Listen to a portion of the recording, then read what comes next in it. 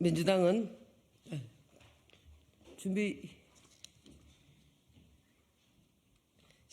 시작할까요? 예. 민주당은 무리한 추가 요구를 중단하고 중대재해처벌법의 적용을 유예해 달라는 영세 중소기업들의 절박한 호소에 응답하기를 촉구합니다. 우리 경제가 어려운 여건 속에서 오는 27일부터 50인 미만 영세 중소기업에 대한 중대재해처벌법 전면 시행을 앞두고 이들 기업의 폐업과 이로 인한 일자리 감소를 우려하는 절박한 목소리가 산업 현장 곳곳에서 제기되고 있습니다. 그간 80만여 개의 영세 중소기업들은 나름대로 법 적용을 대비해 왔지만 전문 인력과 재원 부족 등 열악한 사업 환경으로 아직 준비가 부족함을 호소하고 있습니다. 지난 1월 16일 윤석열 대통령이 중대재해처벌법의 적용 유예를 국회에 요청한 것은 중소기업의 현실적 여건을 감안한 현장의 목소리를 반영한 것입니다. 정부도 중대재해처벌법 제정 이후 지난 3년간 이들 중소기업 대상으로 안전교육, 기술지도 등 지원에 전력을 다하였으나 무려 80만여 개에 달하는 대상기업 전체에 충분히 지원하고 준비토록 하는 데에는 현실적인 한계가 있음을 확인하였습니다. 이에 따라 지난해 9월 7일 국민의힘은 영세 중소기업에 대한 법 적용을 2년간 유예하는 중대처벌법 개정안을 발의하였고 야당과 협의에 노력해 왔습니다.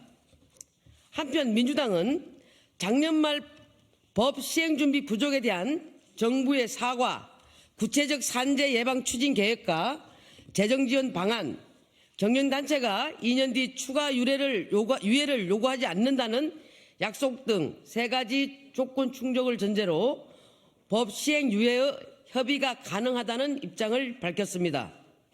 이에 정부는 현장의 상황이 다소 미흡한 측면이 있음을 인정하였고 지난 12월 27일 당정에서 중대재해 취약 분야 기업 지원 대책을 마련하여 현장에 실질적인 도움을 주는 방안을 발표하였으며 경제단체도 2년 추가 적용 유예 부여 이후 더 이상 유예를 요구하지 않겠다는 약속을 담은 성명을 발표하여 민주당의 3가지 조건을 충족했습니다.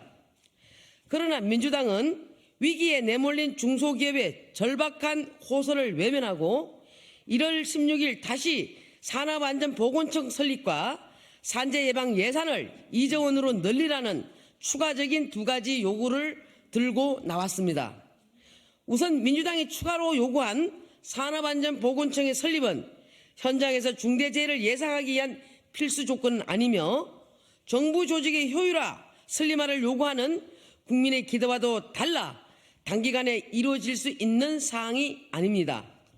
한편 정부는 중대재해처벌법 시행 이후 산업안전 전담 조직과 인력을 지속적으로 확대하고 있으며 현장 산업안전 전문 인력을 확보하여 산재 예방에 효과를 거둘 수 있도록 추진하고 있습니다.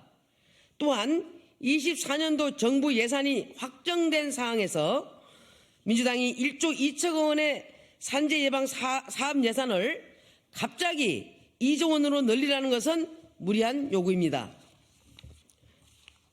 민주당에 촉구합니다.